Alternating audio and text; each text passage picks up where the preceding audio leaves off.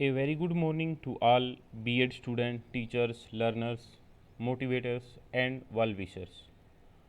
आज की इस वीडियो में हम हिंदी विषय में उप विषय विराम चिन्ह जो कि व्याकरण की पाठ्य योजना है हिंदी विषय में गद्य, पद्य और व्याकरण तीन तरह की पाठ्य योजना का निर्माण किया जाता है। तो ये जो पाठ्य योजना है इसे आप वार्षिक पाठ्य योजना के रूप में भी, जो आपका फाइनल लेसन प्लान होगा, फाइनल टीचिंग प्रैक्टिस होगी, उसमें भी आप इसे बना सकते हो। और इसे आप जो सामान्य जो डायरी बनाते हो उस डायरी में भी इसका प्रयोग किया जा सकता है, जो कि आप स्कूल टीचिंग प्रैक्टिस के दौरान फर्स्ट ईयर में करते हो। दोनों ही परिस्थितियों में इस लेसन प्लान का प्रयोग किया जा सकता है। इस लेसन प्लान की एक कॉपी आपको हमारे टेलीग्राम चैनल जो कि लेट्स ऑनलाइन एजुकेशन के नाम से है पर भी उपलब्ध हो जाएगी। और इसी लेसन की कॉपी आपको हमारे इसी चैनल के डिस्क्रिप्शन बॉक्स में गूगल फाइल के रूप में भी, आप गूगल ड्राइव से भी इसको आप डाउनलोड कर सकते हो। अगर अभी तक आपने हमारे इस YouTube channel let's online education को सब्सक्राइब नहीं किया है तो अभी ही इस YouTube चैनल को सब्सक्राइब करें और अधिक सीखने के लिए आप हमसे जुड़े रहिए।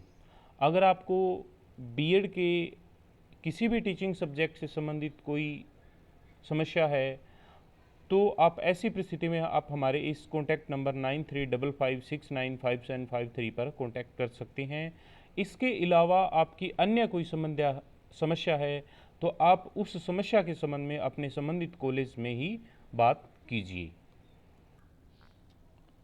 आप में से बहुत से विद्यार्थियों ने इस संबंध में मैसेज किया कि अधिकतर हमें लेसन प्लान बनाने में काफ़ी समस्याओं का सामना करना पड़ता है। तो ऐसे ही कुछ बिंदुओं को ध्यान में रखते हुए हमने इन वीडियो का निर्माण करना शुरू किया है, जिसकी शुरुआत हम हिंदी विषय से लेकर के कर रहे हैं।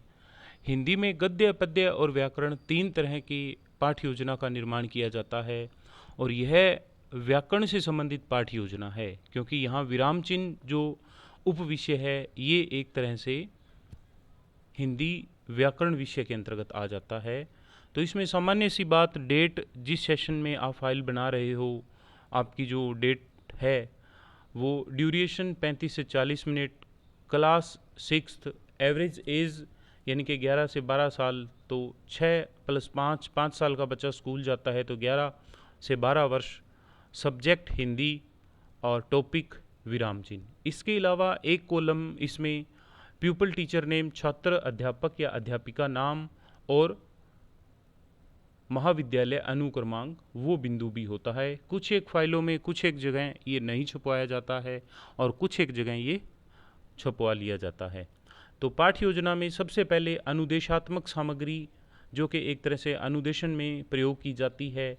तो इसमें सामान्य सहायक सामग्री और विशिष्ट सहायक सामग्री दो तरह की सामग्रियां होती हैं। सामान्य सहायक सामग्री जो सामान्य तौर पर कक्ष में उपलब्ध होती है, जैसे चौक है, श्यामपट्ट है, डस्टर जिसे झाड़न कहते हैं, या पॉइंटर जिसे कि संकेतक कहा जाता है। क्योंकि यहाँ आप पाठ्य योजना हिंदी में बना रहे हैं तो इसलिए आपको ज़्यादा से ज़्यादा कोशिश करनी चाहिए कि इसका ज़्यादा से ज़्यादा आप हिंदी के शब्दों का प्रयोग करें। विशिष्ट सहायक सामग्री, विशिष्ट सहायक सामग्री में वो सामग्री होती है जो पहले से कक्षा में उपलब्ध नहीं होती, बल्कि इसे उप विषय के अनुसार तैयार किया जाता है और फिर उसे पढ़ाने के दौरान प्रयोग किया जाता है।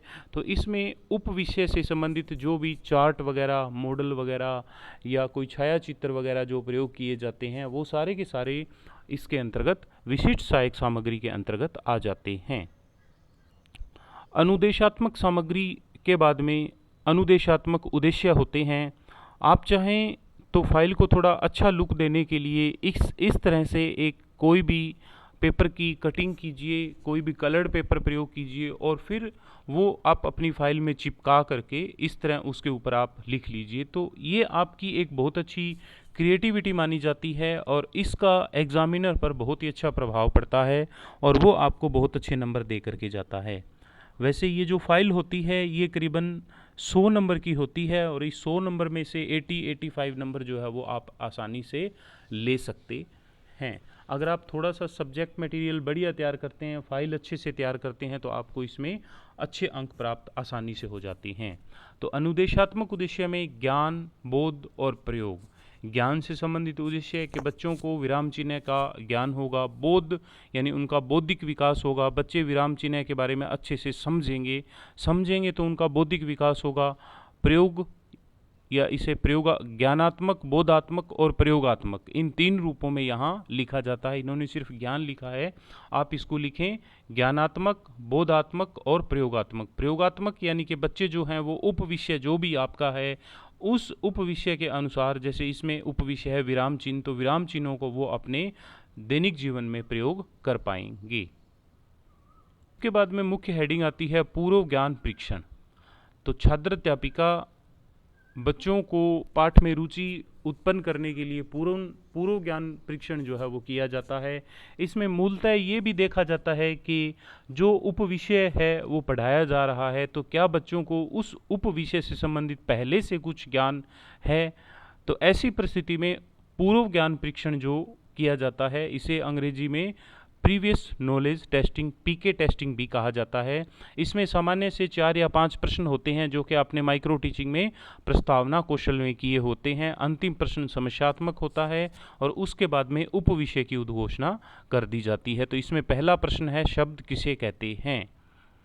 तो यहाँ शॉर्ट प्रश्न इस रूप में पूछे जाते हैं कि उस प्रश्न का उत्तर जो है वो 1 या 2 शब्दों में आए। यहाँ इन्होंने कहा कि शब्द किसे कहते हैं, तो इस प्रश्न का उत्तर जो है वो 1 या 2 शब्दों में नहीं आएगा बल्कि इससे थोड़ा लंबा आएगा। तो ऐसी परिस्थिति में आप पूर्व ज्ञान परीक्षण में जो प्रश्नों का निर्माण करते हैं, जैसा कि आपने प्रस्तावना कौशल में किया था सूक्ष्म शिक्षण में, उस प्रश्न का उत्तर जो है वो 1 या 2 शब्द में आना ही आवश्यक है, जरूरी है। पूर्व ज्ञान परीक्षण में दूसरा प्रश्न वाक्य किसे कहते हैं। तो फिर इन्होंने ये बड़ा प्रश्न पूछ लिया, विराम चिन्ह के बारे में आप क्या जानते हैं। तो अब ये जो अंतिम तीसरा प्रश्न है ये समस्यात्मक प्रश्न है और इस समस्यात्मक प्रश्न का उत्तर जो है वो बच्चों के पास नहीं होता। तो ऐसी परिस्थिति में इस प्रश्न का उत्तर न देने के कारण यहाँ उप विषय की उद्घोषणा की जाती है कि अच्छा बच्चों, आज हम हिंदी में उप विषय व्याकरण के बारे में विस्तृत रूप से अध्ययन करेंगे। यहाँ इन्होंने विचार विमर्श करेंगे लिखा है, इसकी बजाय लिखा जाना चाहिए कि अध्ययन करेंगे। विचार विमर्श यानी सिर्फ बातचीत ही करेंगे, लेकिन विस्तृत रूप में अध्ययन करेंगे यानी कि हम इससे जुड़े हुए प्रत्येक महत्वपूर्ण बिंदु को अच्छे से पढ़ेंगे। कुछ एक जगह कुछ फाइलों में प्रस्तुतिकरण लिख दिया जाता है जिसमें कि सामान्य लिखा जाता है कि छात्र अध्यापिका विभिन्न विधियों व प्रविधियों की सहायता से उप विषय को आगे बढ़ाएगी या उप विषय को विस्तृत रूप में वर्णन करेगी। तो ये प्रस्तुतिकरण जो है वो एक तरह से उप विषय के अंतर्गत ही आ जाता है कि अच्छा बच्चों, आज हम हिंदी के उप विषय व्याकरण के बारे में विस्तृत रूप से अध्ययन करेंगे। तो ये उप विषय की उद्घोषणा भी हो जाती है और इसका प्रस्तुतिकरण भी आ जाता है। तो कुछ एक जगह ये दोनों बिंदु एक में ही लिख लिए जाते हैं और अगर आप चाहें तो इन्हें 2 रूप में भी अलग अलग भागों में भी लिख सकते हैं। उसके बाद में आपकी पाठ्य योजना शुरुआत होती है। तो इस पाठ्य योजना में 4 बिंदु चलते हैं। पहला बिंदु होता है शिक्षण बिंदु, दूसरा छात्र अध्यापक क्रियाएं, तीसरा छात्र क्रियाएं और चौथा शामपट कार्य। अब यहाँ इन चारों बिंदुओं को ध्यानपूर्वक समझना बहुत ही आवश्यक है। शिक्षण बिंदुओं में आप जिन जिन बिंदुओं के बारे में पढ़ाए जा रहे हैं वो सिर्फ 1 या 2 शब्दों के रूप में आते हैं। जैसे यहाँ भूमिका, तो भूमिका में छात्र अध्यापक क्रियाओं में आप भूमिका यानी कि विराम चिन्ह क्या होते हैं उसकी एक भूमिका प्रस्तुत करोगे। उसके बाद में छात्र क्रियाएं, तो बच्चे जो हैं वो या तो ध्यानपूर्वक देखेंगे, ध्यानपूर्वक सुनेंगे, ध्यानपूर्वक समझेंगे या वो अपनी गृह पुस्तिका में या नोटबुक में नोट करेंगे। और इसी से जुड़े हुए जो कुछ एक बिंदु हैं उन बिंदुओं को यहाँ शामपट कार्य के रूप में पढ़ाते समय मुख्य हेडिंग बिंदुओं को यहाँ लिख दिया जाता है।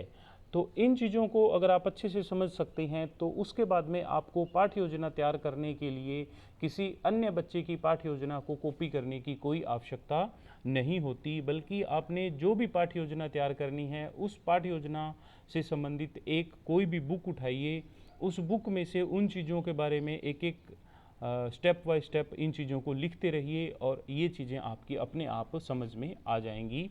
तो जैसा कि इस पाठ में हम देख रहे हैं, यहाँ इन्होंने विराम चिन्ह, विराम का शाब्दिक अर्थ ठहराव अथवा रुकना। तो यहाँ बोर्ड पे आप जैसे दो वाक्य लिख सकते हो। पहला, रोको कोमा मत जाने दो, और दूसरा, रोको मत कोमा जाने दो। ये दो वाक्य लिख करके आप बच्चों को विराम चिन्ह की भूमिका के बारे में अच्छे से बता सकते हो। पहला जो वाक्य है उसका अर्थ होता है कि रोक लो, जाने मत दो, और दूसरा जो वाक्य है रोको मत जाने दो, यानी कि इस व्यक्ति को जो भी है इसे रोकना नहीं है बल्कि इसे जाने देना है। तो इस तरह आप शामपट पर इस तरह के जब आप कार्य करते हैं तो बच्चे भी उसमें एक तरह से इन्वॉल्व होते हैं, शामिल होते हैं, और संप्रेषण जो होता है वो एक तरफा की बजाय दो तरफा हो जाता है। बच्चों से आप इस तरह का कोई भी वाक्य लिख करके उस चीज़ के बारे में पूछ सकते हो, बल्कि आवश्यक रूप से आपको ऐसी एक दो बार एक्टिविटी जो है वो क्लास में करनी चाहिए। और फाइनल लेसन प्लान में आपको इस तरह के 3-4 बिंदु तैयार कर लेने चाहिए कि पढ़ाने के दौरान जब भी जो एग्जामिनर हैं, एक्सटर्नल एग्जामिनर जो कि यूनिवर्सिटी की तरफ से आए हुए होते हैं, तो वो एक एक करके आपके उसमें पढ़ाने की प्रक्रिया को देखते हैं। तो इस तरह के 3-4 बिंदु आपको पहले से अच्छे से तैयार करके रखने चाहिए कि पहला जब एग्जामिनर आएगा तब मैंने अगर इतना पढ़ा दिया होगा तो ये प्रक्रिया करूँगा, दूसरा एग्जामिनर आएगा तब मैंने इतना पढ़ा दिया होगा तो मैं ये प्रक्रिया करूँगा। तो ऐसी परिस्थिति में क्या होता है कि ये वो एक तरह से गुरु ज्ञान या शॉर्ट ट्रिक के रूप में होता है, जिसे आप अगर फॉलो करते हैं तो बहुत ही अच्छे अंक जो हैं वो आसानी से प्राप्त कर सकते हैं। कुछ एक जगह ये भी देखने में आया है कि शामपट कार्य जो होता है वो फाइनल लेसन प्लान में नहीं बनाया जाता है। उसका मुख्य कारण ये है कि शामपट कार्य जो है वो अभी आपने किया नहीं है, बल्कि उसको आप पढ़ाने के दौरान वहाँ कक्ष में शामपट पे प्रयोग करोगे। तो इस वजह से शामपट कार्य जो है वो अधिकतर नहीं लिखवाया जाता है। तो यहाँ इन्होंने उसके बाद में विराम चिन्ह के बारे में, छात्र अध्यापक क्रिया में किसी भी भाषा को बोलते, पढ़ते या लिखते समय या किसी कथन को समझने के लिए अथवा भावों को स्पष्ट करने के लिए वाक्यों के बीच में या अंत में थोड़ा रुकना होता है, और इसी रुकावट को संकेत देने वाले लिखित चिन्ह विराम चिन्ह कहते हैं। तो अब आपको मैंने जो दो वाक्य बताए थे, रोको मत जाने दो और रोको मत जाने दो, अगर उनको आप इस रूप में वर्णन करते हो तो ये आपके लिए बहुत ही अच्छा होगा। अगर इसी कड़ी में हम देखें छात्र अध्यापक छात्र क्रिया में, तो बच्चे ध्यानपूर्वक सुन रहे हैं, बच्चे ध्यानपूर्वक समझ रहे हैं, बच्चे ध्यानपूर्वक शामपट कार्य को देख रहे हैं। तो इस तरह के 2-3 बिंदु जो हैं वो आपको इस लाइन में पूरी फाइल में लिखने चाहिए। कहीं भी ये जो छात्र क्रियाएं हैं ये खाली नहीं छोड़नी चाहिए। और इसी तरह अगर हम शामपट कार्य को देखें तो शामपट कार्य में भी लिखा गया है विराम का शाब्दिक अर्थ है ठहराव या रुकना। तो ये एक तरह से आपने इसमें लिख दिया, या इसी में जैसे रोको मत जाने दो, रोको कोमा मत जाने दो, इस तरह के वाक्य भी आप इस यहाँ शामपट कार्य में लिख सकते हैं।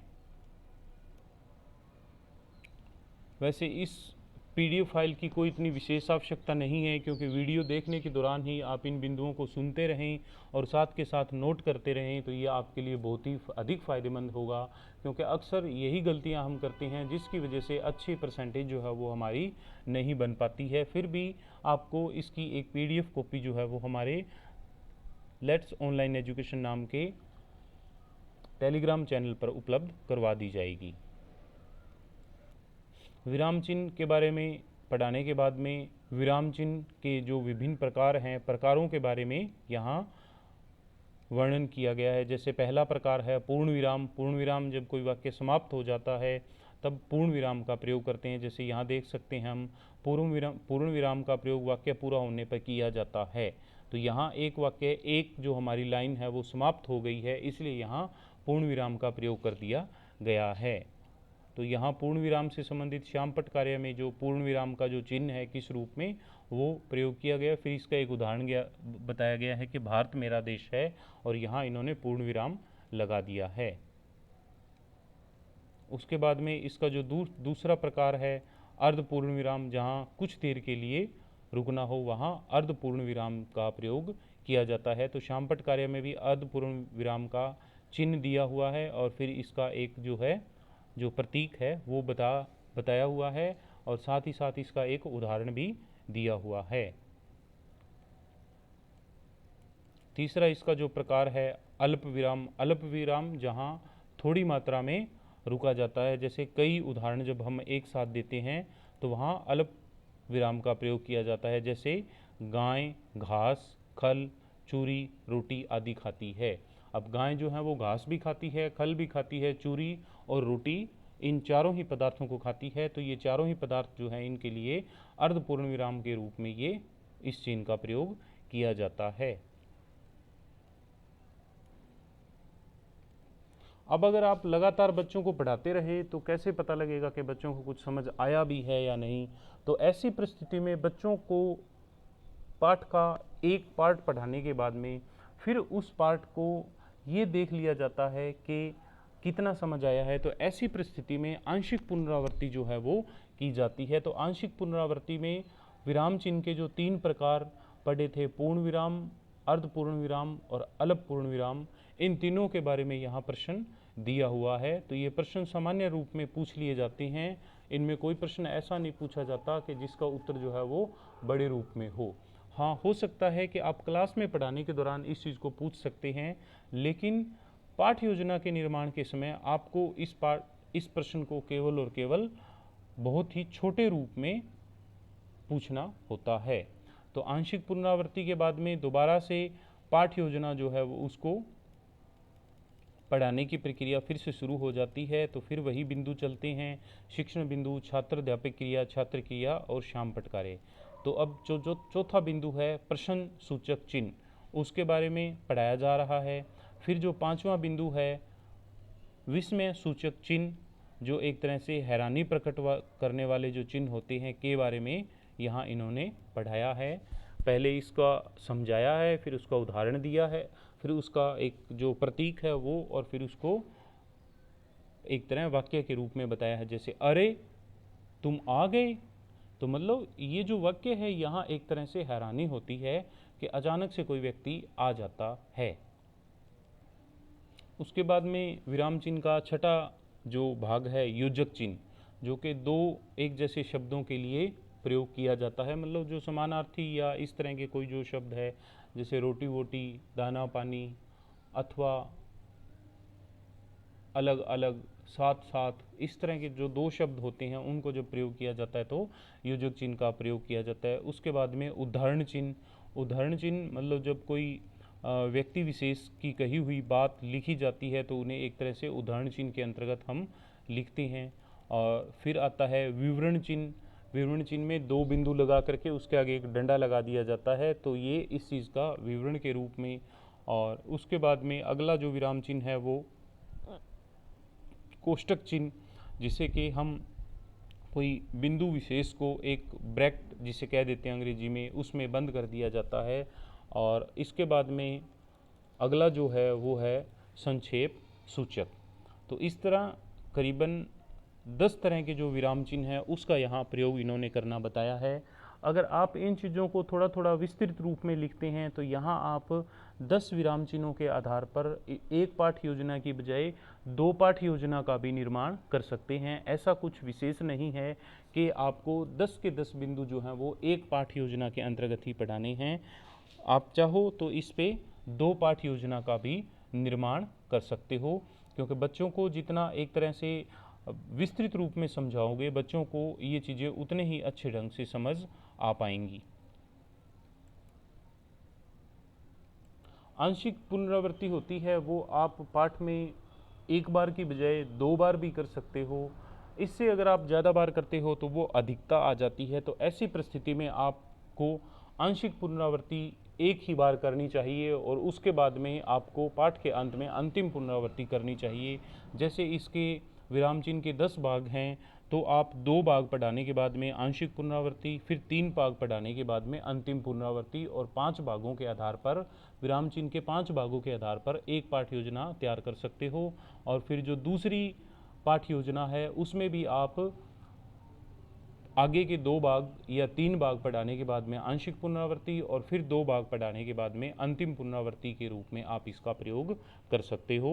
तो यहाँ अंतिम पुनरावृत्ति जो है मतलब पाठ जो है वो समाप्त हो चुका है। और अंतिम पुनरावृत्ति में यहाँ इन्होंने 3 प्रश्न जो हैं वो पूछे हैं। और अंतिम पुनरावृत्ति के बाद में गृह कार्य दिया जाता है और गृह कार्य में अधिकतर विद्यार्थी ये बहुत बड़ी एक तरह से गलती करते हैं कि वो सीधा ही लिख देते हैं कि बच्चों कल घर से विराम चिन्ह के बारे में पढ़ करके आना है। तो अगर बच्चे यूं अपने आप घर से पढ़ करके आएंगे तो फिर उन्हें विद्यालय आने की क्या विशेष आवश्यकता है। इसलिए यहाँ जो 3 या 4 प्रकार के जो प्रश्न होते हैं, अति लघु उत्तरात्मक प्रश्न, लघु उत्तरात्मक प्रश्न, दीर्घ उत्तरात्मक प्रश्न और निबंधात्मक प्रश्न, जो 4 तरह के जो प्रश्न हैं, या इसी में जैसे बहुविकल्पीय जो प्रश्न है जिसमें कि एक प्रश्न के 4 उत्तर दिए होते हैं और उसमें से कोई एक उत्तर हमें चुनना होता है।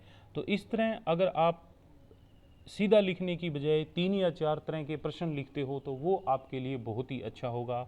शामपट कार्य देने के लिए यहाँ आप किसी भी तरह का कोई एक रंगीन फीके कलर का कोई भी चार्ट प्रयोग करें और उस चार्ट के ऊपर आप ये शामपट कार्य अगर आप लिख देंगे तो वो दिखने में बहुत ही अच्छा लगेगा और इससे लगेगा एग्जामिनर को कि आपने फाइल जो है वो बहुत ही अच्छे ढंग से तैयार की है। और अच्छे ढंग से तैयार की हुई फाइल पर वो सहजी रूप में, जाहिर सी बात है कि 10-15 नंबर जो है वो आराम से ज़्यादा दे जाता है। तो यानी कि इस तरह अगर आप पाठ्य योजना को तैयार करने में ध्यान देते हो तो आप करीबन 15 + 15 2 फाइलों में 30 नंबर जो है वो आसानी से एक्स्ट्रा ले सकते हो और 30 नंबर से यहाँ आपकी जो परसेंटेज है वो बहुत अच्छी बन जाती है। अब ये पाठ्य योजना पूर्ण हो चुकी है और इस पाठ्य योजना में आपका जो टीचर होता है वो आपको करीबन यहाँ 3-4 तरह के कमेंट लिख करके अपने साइन कर देता है, जैसे कि पूर्व ज्ञान परीक्षण किया गया, छात्र अध्यापक की आवाज़ बहुत अच्छी थी, बहुत साफ और स्पष्ट थी, सुंदर चार्ट का प्रयोग किया गया, बोर्ड बहुत अच्छे ढंग से लिखा गया, सुंदर लिखावट में लिखा गया, या बोर्ड का जो शामपट कार्य है वो व्यवस्थित रूप में किया गया, छात्रों को बहुत ही अच्छे ढंग से मोटिवेट किया गया, पढ़ाने के दौरान कक्षा में बहुत अच्छा अनुशासन था, छात्र अध्यापक ने पाठ को बहुत ही बढ़िया ढंग से पढ़ाया, छात्र अध्यापक ने सामान्य उदाहरण का प्रयोग करते हुए पाठ को बहुत ही अच्छे ढंग से वर्णन किया, गृह कार्य दिया गया। इस तरह करीबन 8-10 पॉइंट जो होते हैं वो यहाँ आपका जो अध्यापक होता है उसके द्वारा लिखे जाते हैं। तो ये पॉइंट अगर लिखे हुए होंगे तो आपके जो फाइनल एग्जामिनर आएंगे, एक्सटर्नल एग्जामिनर, वो इन चीज़ों को देखेंगे और बहुत अच्छे आपको अंक दे करके जाएंगे। तो अगर अभी तक आपने हमारे इस YouTube चैनल को सब्सक्राइब नहीं किया है तो अभी ही इस YouTube चैनल को सब्सक्राइब करें।